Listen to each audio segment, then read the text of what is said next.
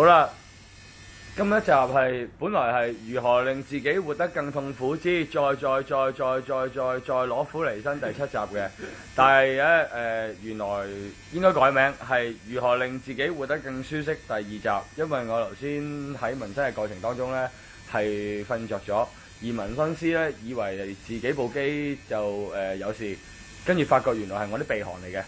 咁但係頭先因為我瞓着咗咧，所以冇拍到。咁啊已經紋起咗一隻㗎啦。咁啊俾大家睇下啦。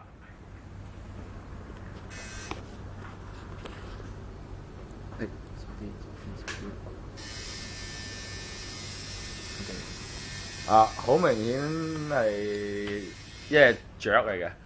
咁雀嘅意思咧，即係鳥倦知還啊，表翻屋企啊。